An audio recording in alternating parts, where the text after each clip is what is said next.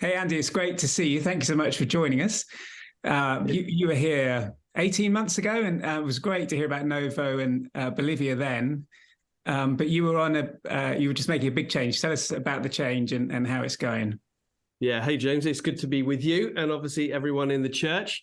It was about 18 months ago, and we were, as a family, making the transition from Bolivia, where we'd been for about 8 years, to here in Nicaragua, to continue with the work of Novo Communities. And it's going well. Truth be told, it was a hard transition.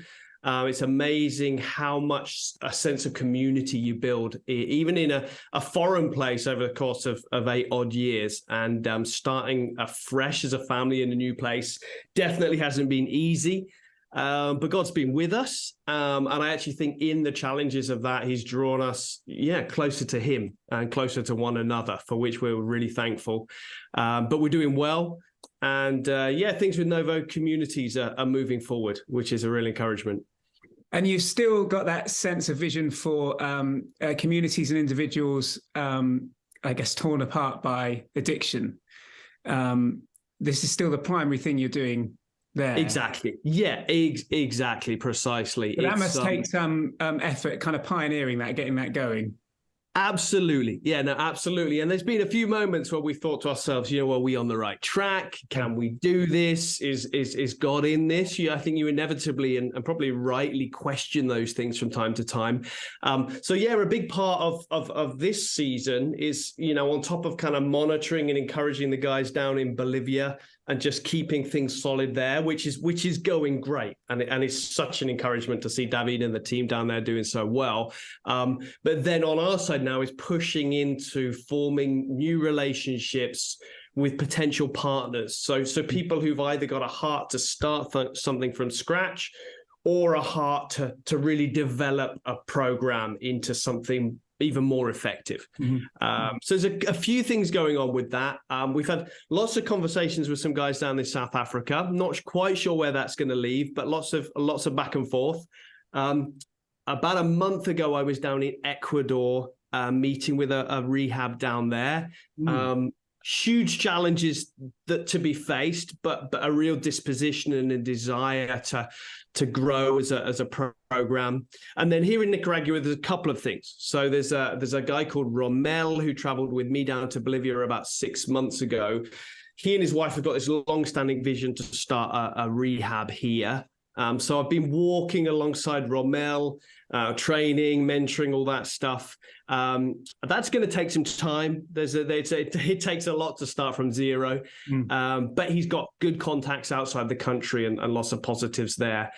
And then just in the last few weeks, we've become quite involved with an existing rehab up in a place called Matagalpa to the north of the country.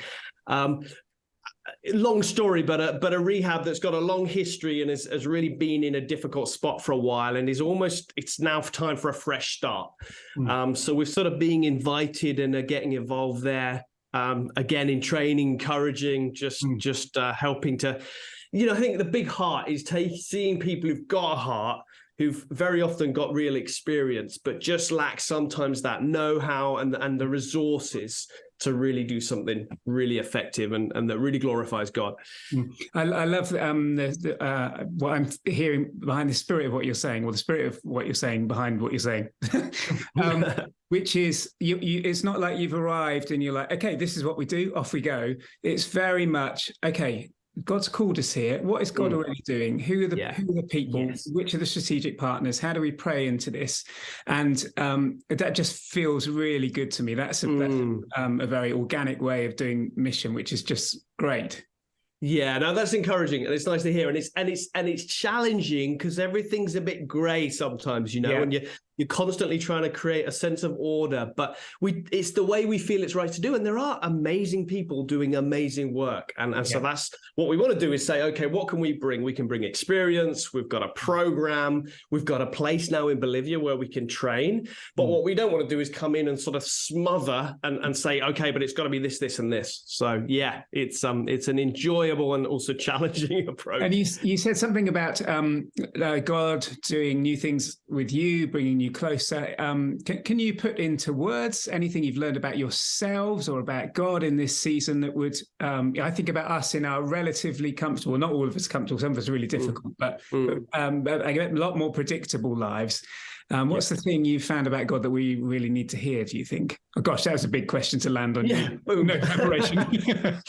I preached in the International Church here a couple of months back in the summer about following a slow God in a fast world.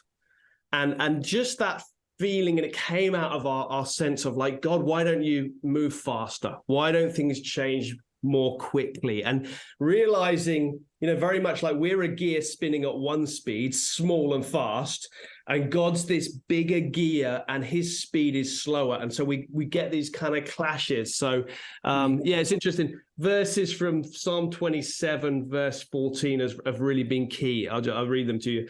It says, wait patiently for the Lord, be brave and courageous. Yes, wait patiently for the Lord.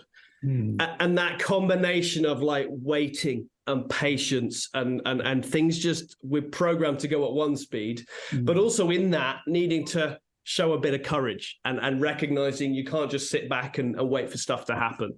I guess that's been the key learning, and it's ongoing. It's not over yet. Oh, do you know, that's brilliant. That feels like that's going to be a word for some people with us today. Thank you. That's just wonderful. And tell me, really, you've already given the answer, but what could we be praying for you and your family now? I mean, obviously that continued process of discernment, God bringing things together, sense of his energy behind what you're doing, peace as you wait. Anything else particular we should be praying for you now? Yeah, all of the above, definitely. And I think in that as well, sometimes, just a sense that we have of almost feeling like we lack a bit of agency, and particularly, honestly, around finance and around not always knowing exactly what to do and when to do it. You want to come alongside and help. And sometimes I'm like, we've only got so much to offer. So I think just faith in that, patience in that, wisdom and connections in that too. But yeah, just that it stays absolutely in God's hands, because, again, you don't want to push into any territory that he's not really leading the way into. So protection in that too, I think, over our family and over communities. Yeah. Hey, that's wonderful. Thank you. We enjoyed meeting you when you came, and your family too. It was so good. I mean, we don't want to trump all of your time, but if you're in the UK again and nearby, we would love to see you again. Brilliant. Thank you, James. Yeah, thank you. And thanks to everyone for their support, their prayers. We love you guys and appreciate you. Wonderful. Thank you.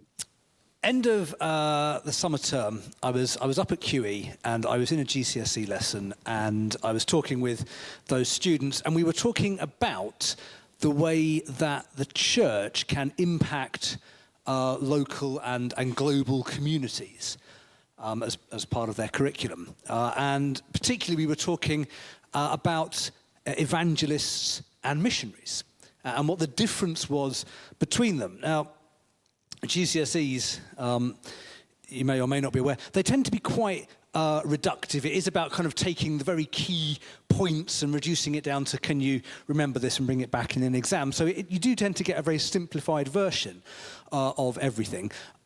But the general thrust of the conversation was that an evangelist is someone whose primary role is to tell people the good news.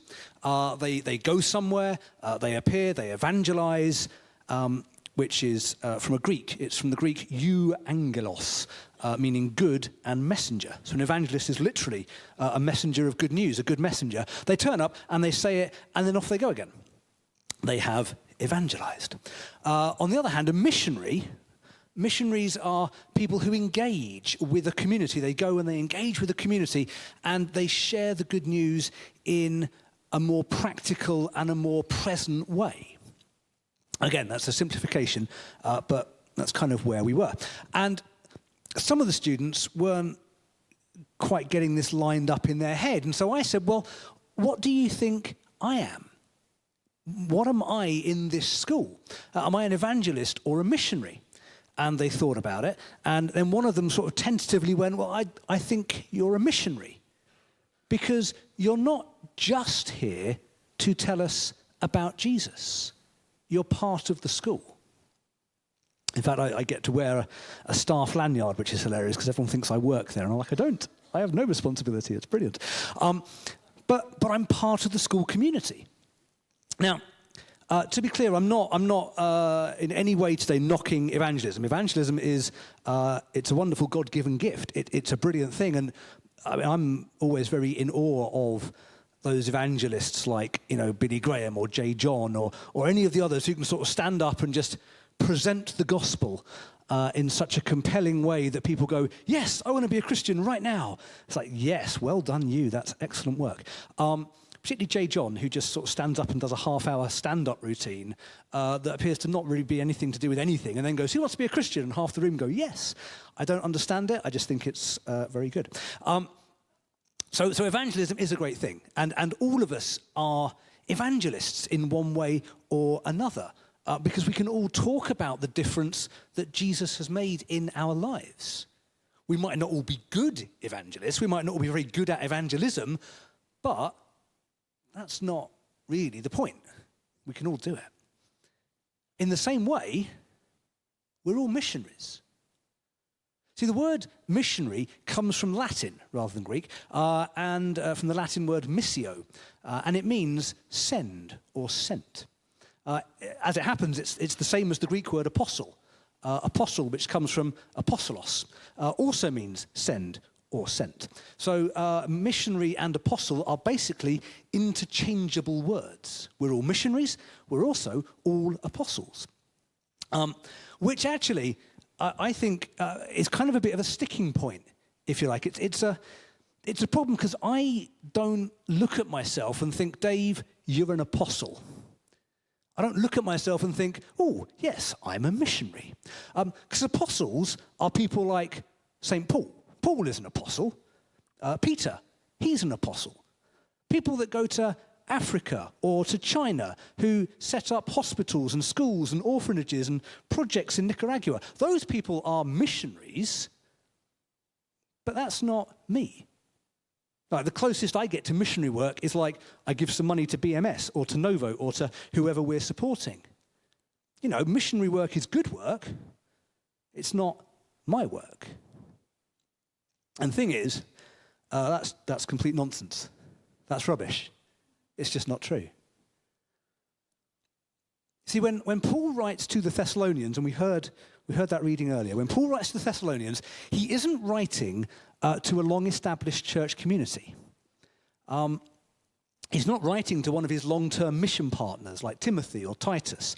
And those are really interesting letters. If you want to look at this sort of long-term missionary relationship, you can look at those letters.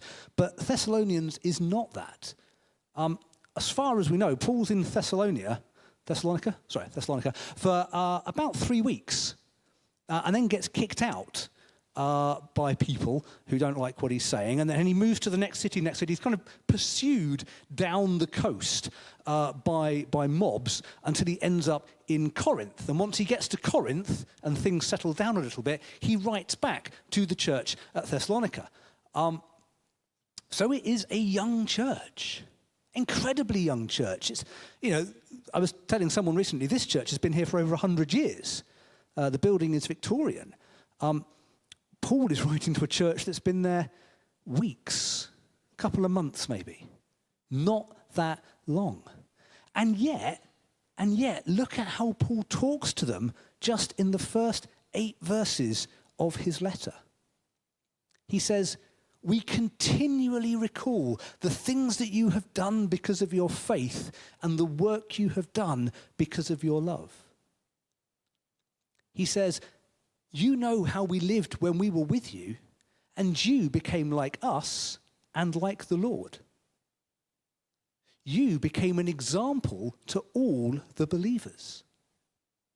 Your faith in God has become known everywhere. So we do not need to say anything about it. But imagine if you were to walk into a church in York, and someone says, oh, hello, welcome to our church. Where are you from? And you say, oh, I'm from CCC in Crediton. And they go, oh, CCC, I know you guys. That'd be cool. Imagine if we could just go somewhere 500 kilometers away and they go, oh, yeah, no, I've heard what's going on down in Crediton. Oh, yeah. But that's what's happening here. That's what's happening. That Paul's gone down to Corinth. He's gone 500 kilometers down the coast of Corinth. And people are going, oh, yeah, Thessalonian church, yeah, I know them. I've heard what they're doing. And this is, no social media. This is word spreading. Now, have all the Thessalonians gone off to foreign countries? No. Have they all taken on the role of missionary? I think so. Because actually, I think being a missionary is not so much being sent to as it is being sent by.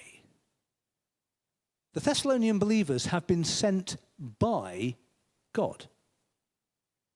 That's the thing that matters. Now, God might choose to send them to some far-flung corner of the earth. They might end up completely on the opposite side of the world. Paul travels all over the place. Andy, we've heard about, has been in Bolivia and Nicaragua and all over the place. If that happens, then fair enough. But actual experience suggests that this usually is not the case. Otherwise, we wouldn't all be here this morning. We'd all be somewhere else in the world. See, for most of us, our mission field probably doesn't involve leaving the country or the county or possibly even our town. Because this is our community. This is where we've been sent. Now, there's a quote which is usually attributed to St. Francis of Assisi. You may know it. It goes, preach the gospel at all times, if necessary, use words. It's generally thought that Sir Francis, wrong historical character, Sir Francis probably didn't say it while he was setting fire to lots of Spanish people. That's not good missionary practice. Please don't do that. Saint Francis also probably didn't say exactly those words. There's no evidence that he said exactly that, but he did say some stuff very similar. So, for example, one of his rules of life is that friars should preach by their deeds. So whilst it might not be an exact quote, it's definitely a very Francis kind of thing to say. And I'm also going to interrupt myself and say, for some reason, I don't know why, every time I talk about this quote, which I do because I like it, somebody gets offended. Somebody always comes up to me and goes, are you saying that we should not preach the gospel? And no, I'm not saying that. Preaching the gospel is a good thing. St. Francis was a preacher. So he wasn't saying, let's not preach the gospel, but he was saying, preach the gospel at all times, even if that isn't involving talking. So in Acts 17, which is where we get the little story of Paul's time in Thessalonica, we discover that he speaks in the synagogue on 3 consecutive Sabbaths. And he clearly does a really good job, because we also learn that some Jews become believers, some Greeks become believers, some women become believers. Paul speaks well. Good. Well done, Paul. Now let's be really generous to Paul and assume that he is so committed that he spends 16 hours on a Sabbath preaching the gospel in some way, because he's super committed and it makes the maths easier. And then because he's also quite healthy, he gets a good 8 hours sleep at night. So if that's true, then across 3 Sabbaths, he preaches for 48 hours. But that would only be 14% of his time in Thessalonica. In the 3 weeks that he's there, he spends 14% of it preaching, and that means he spends 86% of it not preaching and living in the community. Or, to put it another way, you might have heard of John Wesley. He's quite famous. Founded the Methodist movement, that guy. And the story is, and I seems to be true, because I've found it in a couple of places, during the course of his lifetime, which was 87 years, he preached something like 40,000 sermons, which is a lot. In fact, it works out that if he preached a sermon on the day that he was born, which he probably didn't, but if he had, and then continued to preach a sermon every single day of his life for 87 years and preached on the day that he died and then died, he'd still have had to preach more than once on some days to get to 40,000. It's a lot. If we assume, and it is an assumption, that each of those sermons was an hour long, then John Wesley, one of the most prolific preachers of all time, spent 5% of his life preaching. He spent 95% of his life not preaching.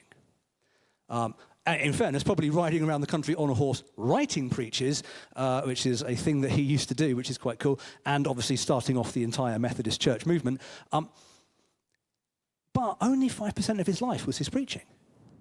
And actually, I mean, I could find out what he said, but off the top of my head, I don't really know what he preached. He preached 40,000 times. I haven't got a clue. I mean, I have got a clue. It was going to be about Jesus. Fairly solid guess. He was preaching about Jesus. I think we can assume that. But I don't know what it was that he was saying. I don't know what his point was, what his conclusion was, how he got there. What I know about John Wesley is what he did with his life. That he committed his life to preaching and traveling places and wanting to share the gospel. I don't know what he said, but I know how he lived when he was with us. Which is exactly what Paul says in 1 Thessalonians. You know how we lived when we were with you in order to help you. And you became like us and like the Lord. You saw how we lived our lives and you became more like Jesus. And that right there, that is the work of the missionary. Sent to be part of a community.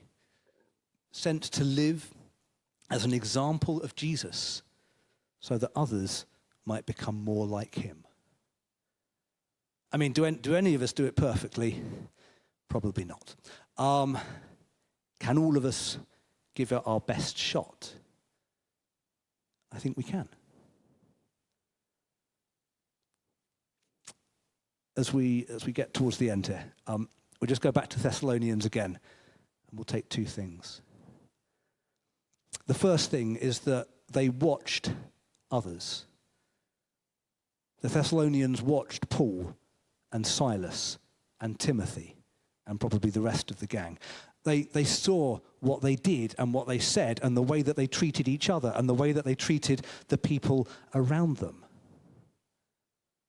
And we should learn from that. We should do that too.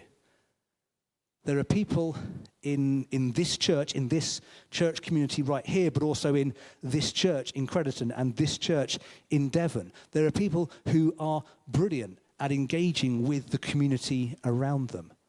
There are people who are great at serving this community. There are people who are great at inviting people to stuff, like Alpha. Invite people to Alpha. There are people who are great at talking about Jesus. There are people who are great at just helping out. There are people like Andy. And you might look at someone like Andy and you think, I can't do that. I can't go to Bolivia or Nicaragua, or I can't drop everything and lead a project like that. And well, you don't need to, because Andy's already doing it, so we're okay. But we can see how he does it. We can see the way that people love Jesus. And that kind of thing works everywhere. You don't have to go to South America to love Jesus. So let's look at each other. Let's see what we do well in our mission and learn from each other. And then secondly, the Thessalonians put it into practice. They not only watch Paul, but they do what he does. They choose to live more like Jesus. See, imagine, just for a moment, imagine how different Crediton would be if Jesus lived here. Jesus of Crediton, slightly different ring. But imagine if this was his hometown. Think how it would change. And then think, there's usually about 100 of us in the building. We could live like Jesus. And we do live here. How would that change Crediton? The students at QE, they decided that I was a missionary, not an evangelist, because I wasn't just there to talk about Jesus. See, I'm in that community, in the school community, to live like Jesus as best I can, to demonstrate his love at every opportunity. We're not all in that community, but we all have our communities. And we should keep telling them about Jesus. I'm not saying that we don't talk about this stuff too, but also let's keep living like Jesus so that we might make a difference in everything that we do. Let's pray.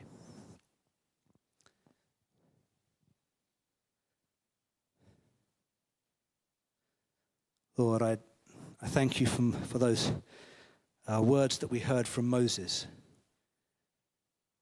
who said, if you don't go with us, don't send us. And how you replied and said, I will go with you. And Lord, I thank you that as we go from here back into our communities and households and streets and works and friendships and all of those groups that we're part of, Lord, I thank you that you go with us. And Lord, knowing that you are there, we ask that you help us to live as you would, to be an example of you to the people around us. Help us to be missionaries of your name, of your kingdom, of your Son, so that Crediton and the places that we live around it would grow more like you as people find you and love you and their lives are transformed by you. Lord, help us to serve them and to serve you. Amen.